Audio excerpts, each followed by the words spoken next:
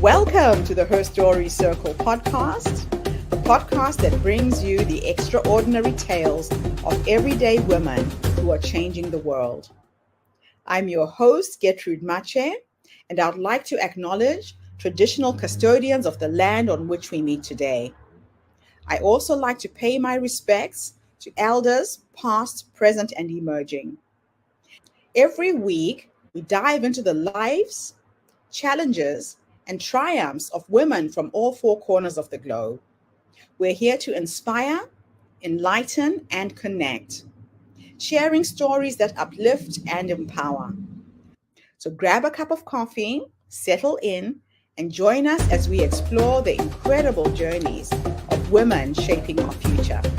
This is Her Story, where every woman's voice matters. Hello, everybody, and welcome back to the Her Story TV and the Her Story podcast. This is Gertrude Mache here in beautiful Melbourne, Australia.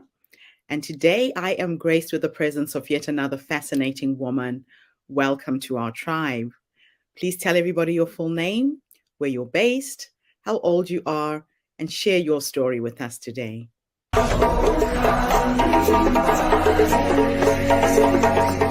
Hi, I'm Deborah Roberts.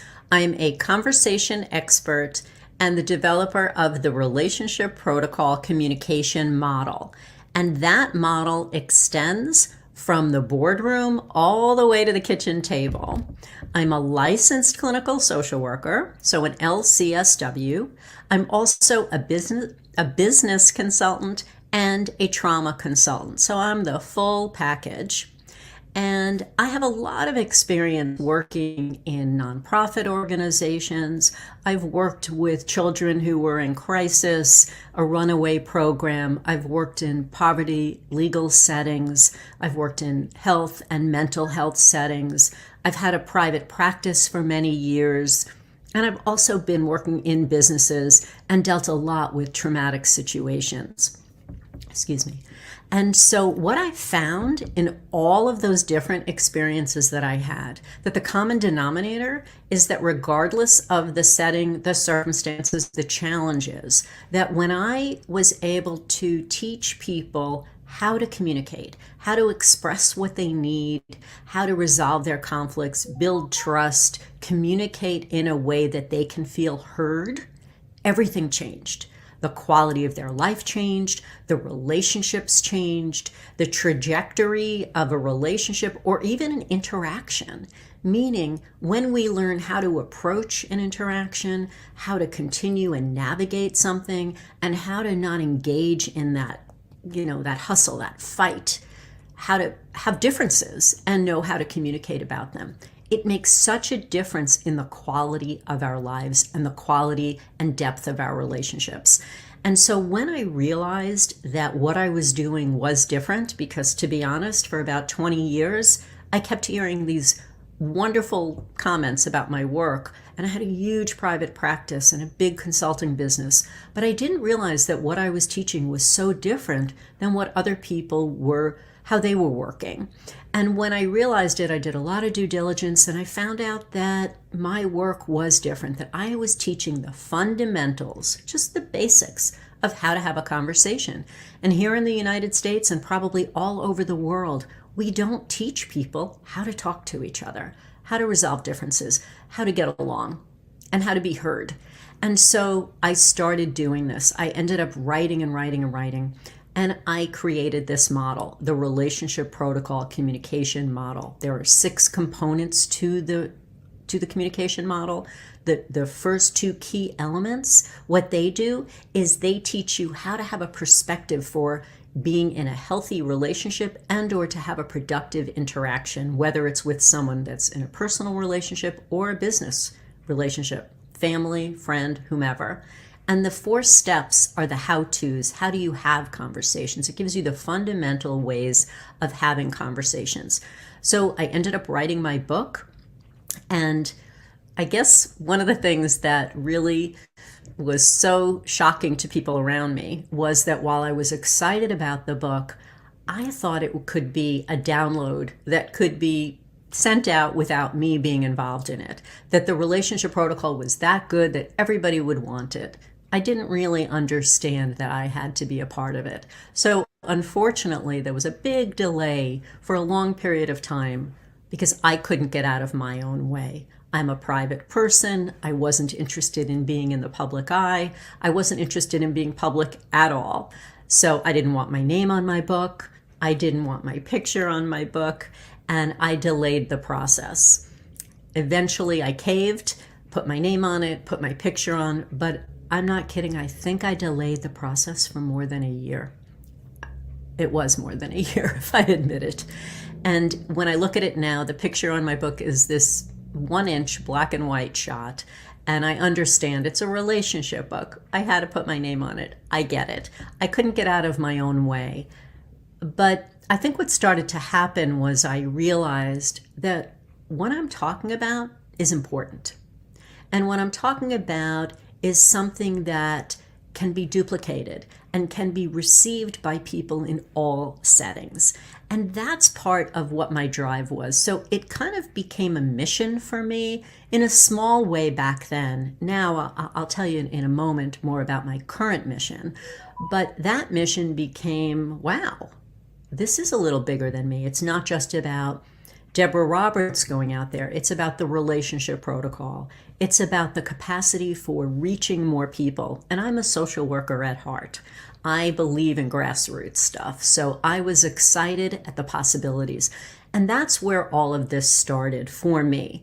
Once I started to realize that what I was saying was so important and it can change lives and it can make a difference. I'm talking about how to show up in a committed way, whether it's in a close, important, intimate relationship or whether it's at work. How do we show up to build trust and so that people can connect with us and know they can count on us and feel secure in our interactions? And how do we turn towards others, showing up in a way that's relational? If I'm upset with you, I might turn away. If I'm distracted, I might turn away. But I'm also talking about bigger issues now, that turning away can have to do with biases, that I can be turned away from you because I don't like you, I don't like the department you work in, I don't like your sexuality, your race. And when I am behaving that way, I'm turned away.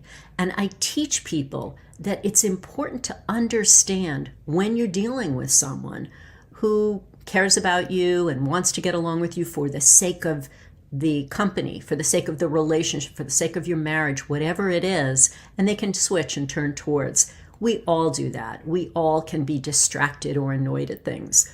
But people who are invested in their negativity and want to stay there, they're turned away. And a group of people who are turned away can cause a lot of damage. And that's the kind of stuff that I'm talking about now. I'm trying to help everybody understand and give words and language to how we communicate and how we can show up. And when sometimes you're just not going to make a difference. You can't reach people that don't want to be reached. We all know that. If we want to change and we understand that we have the power to show up in our best, as our best self and communicate in a way that people can hear us and that they want to figure out a way to communicate with us. So my mission, bigger than I am, is to make the world a kinder, more communicative place. And to do that, we need to be kind and we need to be able to talk about our differences. And these days, I know that that's a tough mission, but I think we can do it. I came from a family where my mother was a third grade teacher when I was growing up. And she worked in a minority area. She worked in a very, very low income area. And every year I would spend the day with her, a few days, with her students. I was the same age as her third graders, so I was 9 or 10 years old, even starting going there younger. And she would always be so loving to these children and so kind and respectful. And I remember her saying to me from a very young age, everybody's important and these kids are important and we're going to give them a little extra love because they don't always get that in the world. But that's what we're going to do here. And she just made it a normal part of what I was supposed to understand about human interaction and how we love and respect each other.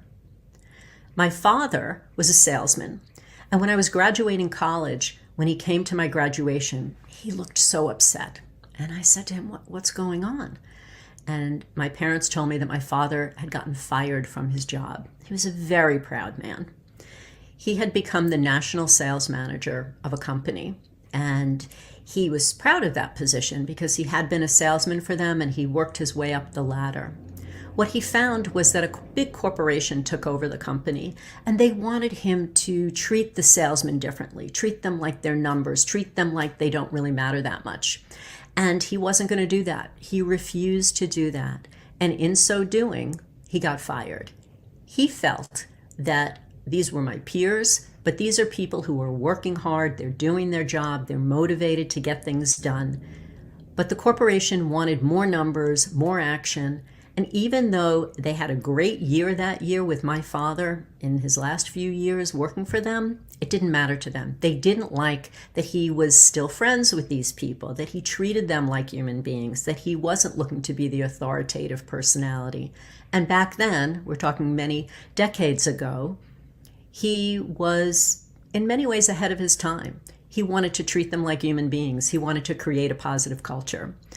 So combined, realizing as I've gone through this process and learned about myself in the process, I realized that I came from parents who have influenced my model and influenced, of course, my way of thinking. But it's really important to understand that at the root of the relationship protocol communication model, it is about kindness, and it is about treating people with respect and learning how to listen to each other. What I've also done now is I've expanded. And I've taken this model, I've brought it into the workplace. So now I created a course that I'm so proud of. I poured my heart into it, as I like to say. It is an 8-lesson online program for the workplace. I call it the trifecta. The trifecta is, well, let me explain.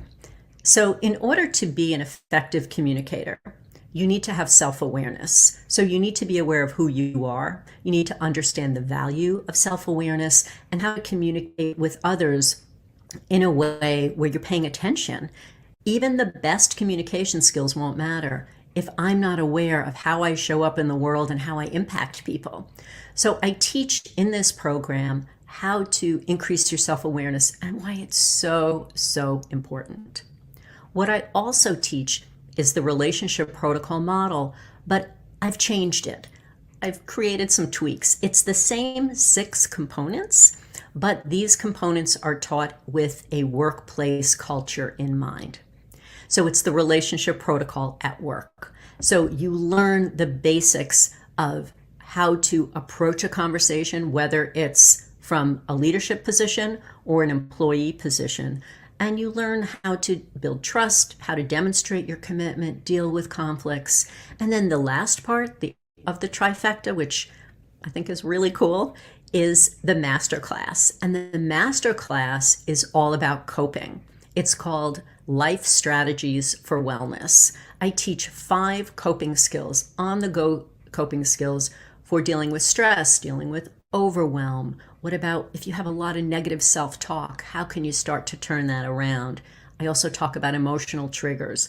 So if you think of a full functioning human being and how we want to be in our relationships, how we want to show up at work, how we want to show up in life, if I can teach these organizations, nonprofit organizations, big, small companies, how to have these cultures where we can figure out a way to talk about our differences, to talk about conflicting topics, and to feel more confident and equipped to express what we need, we have a whole different ballgame going.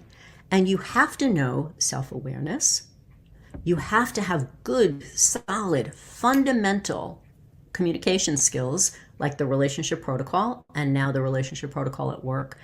And you have to be able to cope. Because what if in the course of the conversation or in the course of the day, you start to feel overwhelmed? It doesn't matter what a great communicator you are if you don't know how to self-soothe, if you don't understand what's going on and how to take better care of yourself. So it's super important to be able to be someone who can show up fully formed. And what this program does is it takes my years, my decades of being a clinician and a business consultant and a trauma consultant, put it all together, and now I'm going to enter the workplace. This is new for me. You mentioned challenges. I don't fully see this as a challenge, even though it's a newer arena, but I do see it as interesting. I wake up every day and say, how can I serve on a deeper level? And I do believe that I am arriving at that deeper level by being able to reach more people, touch their lives, and make those changes.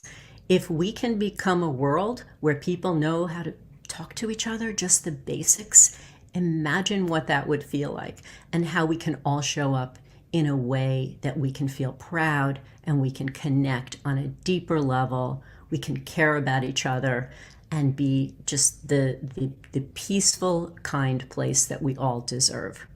So I hope you've enjoyed learning about me. I could talk about communication and the changes that I would love to see in the world and in our interactions, one by one human being to the next. I can talk about it for a long time. So if you'd like to reach me, I have a website, therelationshipprotocol.com. I'm on LinkedIn at Deborah Roberts, Debra Roberts, and I'm also on Instagram at The Relationship Protocol. So I hope to hear from you, and thank you again for the opportunity. Yes, Deborah, welcome to the show. How are you? I'm good, Gertrude. Thank you so much for having me. Communication is everything. You know, right now we are faced with the war in Ukraine. The world is a little bit upside down, and a lot of conflict can be solved with dialogue. So, from your experience, what causes people to fail to communicate effectively? Such a great question. Communication usually fails because we don't know what to say. We don't know how to start a conversation. And we don't know what to do once we're having the conversation if it starts to take a turn. If the person's getting upset or if we disagree with each other, everybody kind of holds their positions. And usually, no one knows how to navigate a conversation when it gets a little tense, or if we disagree, how to resolve it in a way where we both feel heard. And also then it's a matter of many people avoiding the conversations that they should be having as well. A lot of marriages break down because of that. Mm-hmm. People avoid addressing the elephant in the room, so to speak, sweep Yes. things under the carpet. What advice would you give to couples who are struggling with hearing each other? Because sometimes you speak or you talk to each other, but if there is already conflict, the other won't hear. So when you're talking about really any relationship, but we can certainly address couples, and I think that the big thing is that you have to remember that there are two of you having the conversation. So as much as you have something on your mind and you want to be able to express it, it's very important that you remember that when you're finished speaking, that you listen to the other person and that you make sure that you're hearing them. Sometimes we are so wrapped up in our own thoughts, in what we want to say and or being right, that we hold our position. That's not being relational. Being relational means that you matter to me and how you feel matters to me, particularly if we are in a personal relationship. So how you feel matters. And if I'm committed to having a positive interaction that's productive, I'm going to take a moment and let you speak and actively listen with curiosity to what you're saying, not just to cut you off or to prove you wrong, but to try to put myself in your shoes as well. That's how we connect in all interactions. When we are connecting for the sake of something bigger, for the sake of our relationship, for the sake of our team or our organization, we interact with each other in a way that both people feel heard and can express themselves without feeling like they have to prove their point or win. Now, a lot of communication skills start in the home as you're growing up with your parents, you're learning through observation. If you have come from a dysfunctional family where communication was not the thing, what can you do as an adult to address the deficit that you have? So let me first say that I love that you're making this point, because one of the things that struck me the most when I first decided to take the work that I do and want to spread it around the whole world was because I realized that there's this somehow this misunderstanding, this misnomer that as human beings, as we become adults, somehow we know how to communicate. And, kind of thing like where we know how to be parents. Automatically, we're just supposed to know how to do this, how to have this amazing skill set. And if you think of how important communication is, the fact that, at least here in the States, there are no classes for this. And if you don't have parents who model it and talk to you and teach you, you can't learn it on your own. You have to rather learn it on your own and figure it out. Or maybe you just have a personality where you're a little bit easier in communication. It's just something that comes more naturally. But for most people, they really are functioning in a limited capacity because they're uncomfortable about at least one area of communication, whether it's bringing up a topic or navigating a difficult conversation or dealing with conflicts. One of the best things you can do is think, if it's an important conversation, is think ahead of time about what you want to say and think of a few highlights, a few takeaways that you want the other person to have. And even jot them down, one or two, maybe even three takeaways, but no more, because then it's too many. And approach the conversation by giving the other person the benefit of the doubt that they also want to have a good outcome, so that you're more open-minded, almost like you're going on a first date with someone when you're curious about them and you want to get along with them. And that's the approach you have, even if it's a challenging interaction. Approaching it from a positive perspective will give you a chance at a much better outcome. And then state your intention. I wanted to talk to you about this because this is important to me. And if you give me a minute to explain what I want to say, I think it'll make sense to you. Or then I want to hear what you have to say. But I think when something is important to you, have the conversation, think ahead of time of what you want to say and how you want the other person to feel, how you want to come across, and then plan a little bit for it so that you're a little bit more relaxed and you have a better chance, again, at having a positive outcome rather than blurting something out or just speaking without really thinking it through, because you might not have a chance to have another opportunity to say what you need to say. The world is changing in terms of workplace communication. COVID has now forced people to work online, to work using Zoom, and managers are needing training on how to manage their staff when having online meetings and events. What tips, ideas would you give anyone in a management position? Because sometimes you have people in the workplace who are quiet, who are not outcoming. Mm-hmm. How would you using Zoom or StreamYard? I think the main point when we're talking about communication between management and people on their team or employees that work with them, it's the same thing whether you're on Zoom or not. There's a little bit of an extra piece of it when you're in an online conversation, but in general, you need to communicate. And there has to be an ability where there's open conversation, where the person who is a team member knows that they can share with you if something isn't working right, that they can make a mistake, and that it's an open communication environment where people feel like they belong and that they matter. So it's up to the manager.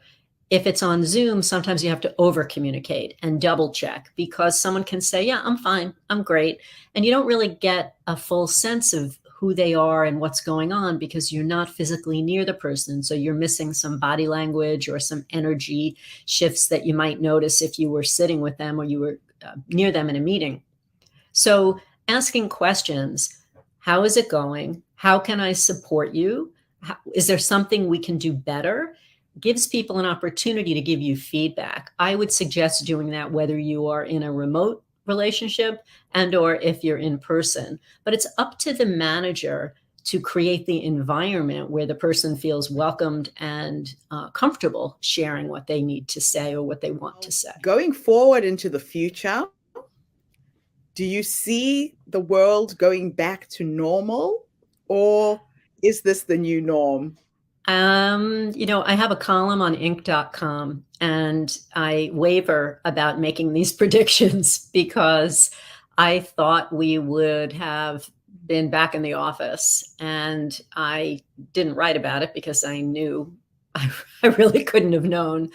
And here we are with different situations that are in the news even today about companies that are requiring their staff to come back in full time, and people are revolting. So I think we are seeing the new normal, that companies are realizing that the power shift has changed, that employees are speaking up about the quality of their life and their ability to work remotely. I think the hybrid method is probably going to be more of the new normal, where people will be able to work from home and maybe come in for more group-oriented meetings and or some social connections so that they can feel a different kind of bonding, because you do lose some of those social connections with purely an online connection. And in those circumstances where it is purely online, to do things that are a little bit social online, whether it's having coffee together or creating some kind of fun contests and doing different things, sharing things for icebreakers, is also really good for companies to do, to not lose that social piece, even if people are all over the country.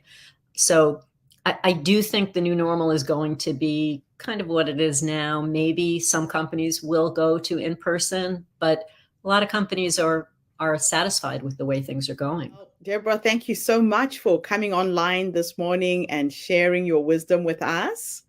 Look forward to staying connected with you. And if anybody wants to get in touch with you, we have your website scrolling at the bottom of the screen.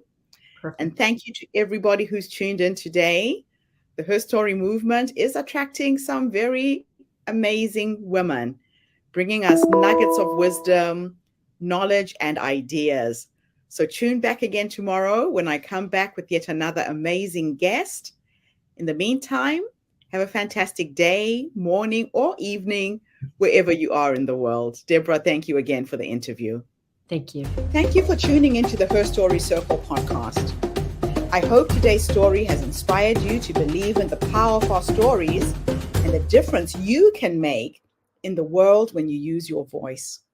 I'm Gertrude Mache, and it's been an honor to share this space with you, where voices from all walks of life come together to weave a rich tapestry of diverse perspectives. Don't forget to subscribe, rate, and review our podcast to help us share these stories with more listeners. Follow us on social media by looking for the Her Story Circle podcast for more updates. And join us tomorrow for another episode filled with courage, resilience, and empowerment. Remember, your story matters, and together we're building a stronger, more inclusive world. Until next time, keep making her story.